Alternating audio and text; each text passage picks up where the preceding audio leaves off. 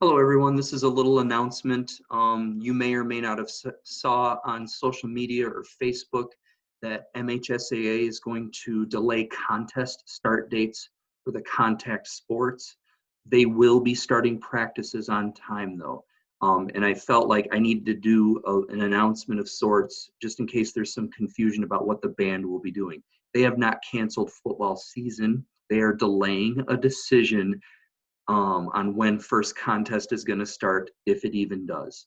We don't even know yet if the band's going to be allowed at these games or if they're going to have the public there at all. All of that is still very unknown. Here's what I do know. I do want to have band camp and I do want to have rehearsals tomorrow and Friday. And I think the number one reason is we just need to be together. We need to see one another. You guys do.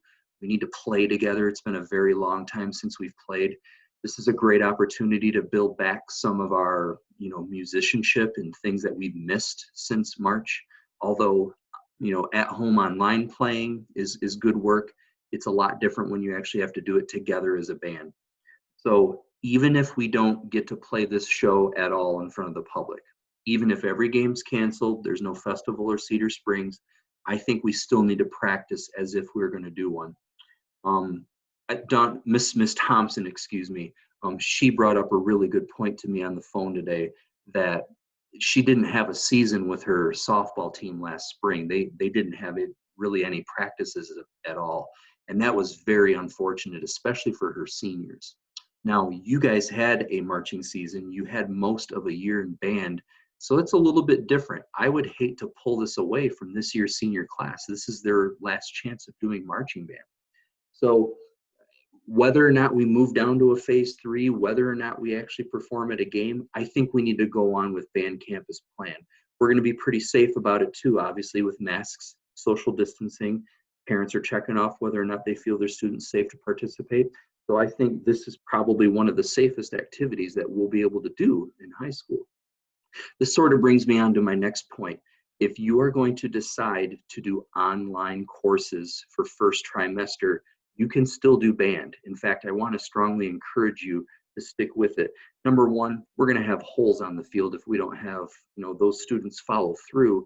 But understandably so. I get that this is a very weird situation. So if you do decide to do online, that's totally that's your family's prerogative. But I want to encourage you to come back to the high school during band class and come. You want to get out of the house anyway. You've been cooped up for 4 months. So come out. It's going to be socially distanced, students with masks on until they get to the field.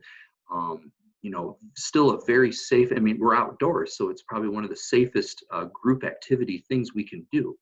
So we want to encourage that. If you choose to do online, you can still do band. The athletes, if they choose to do online, they can still do sports after school. You have to be careful, though. You cannot choose to do the virtual school year-round. You won't be able to participate in any BRHS activities because that'd be just a virtual only. So there is the high school piece that has a choice of online or full day at school. And then there's the virtual end of it, and you don't want that if you want to still participate with sports, drama, or band outside. So I know there's a lot of things still floating around in the air, and this feeling, this unending feeling of not knowing what's going on, I know it's getting really old.